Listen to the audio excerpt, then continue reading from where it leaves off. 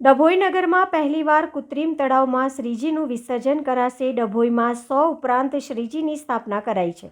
ડભોઈ નગરમાં પહેલીવાર કૃત્રિમ તળાવમાં શ્રીજીનું વિસર્જન થશે। ડભોઈ હીરા ભાગોળ ખાતે આવેલા સુધરાઈ મેદાન ખાતે નગરપાલિકા દ્વારા કૃત્રિમ તળાવ નિર્માણ કાર્ય શરૂ થઈ ગયું છે। ડભોઈ ધારાસભ્ય શૈલેષભાઈ મહેતા અને ડભોઈ પાલિકા પ્રમુખ બિરેનભાઈ શાહ દ્વારા કામગીરીનું નિરીક્ષણ કરાયું હતું। સમગ્ર ડભોઈ પંથકમાં 100 ઉપરાંત શ્રીજીની સ્થાપના કરાઈ છે।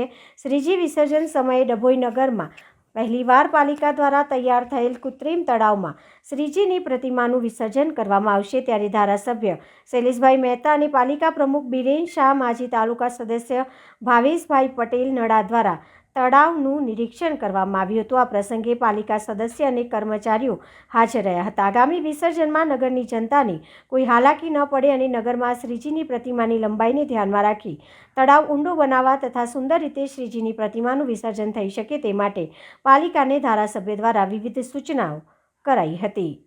ગણપતિ મહોત્સવ ચાલી રહ્યો છે અને ગણેશ વિસર્જનના દિવસે જે ગાઈડલાઈન કોર્ટ તરફથી અને સરકાર તરફથી જે પ્રમાણે કૃત્રિમ તળાવમાં જ વિસર્જન કરવું એવું માર્ગદર્શન આવેલું છે, એના અનુરૂપ આજે દર્ભાવતી નગરીમાં કૃત્રિમ તળાવ બનાવવામાં આવી રહ્યું છે અને એની આજે મુલાકાત લીધી છે। થોડુંક તળાવ નાનું છે એને મોટું કરવાની પણ સૂચના આપી છે। સાથે સાથે જ આપના મારફત દર્ભાવતી નગરીના તમામ મંડળો જે લોકો ગણેશ બેસાડતા હોય એમને વિનંતી કરીએ છીએ કે આ વખતે જે સૂચના છે એ પ્રમાણે કૃત્રિમ તળાવમાં જ વિસર્જન કરવાનું છે અને કૃત્રિમ તળાવની જોઈએ તો મુલાકાત પહેલેથી લઈ લેજો।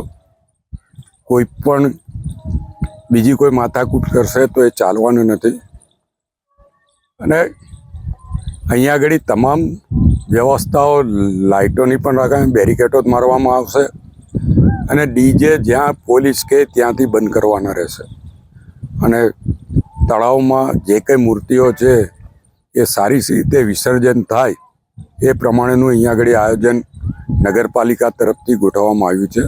સતત નગરપાલિકાના પ્રમુખ અને એમની ટીમ આની પર નજર રાખી રહી છે।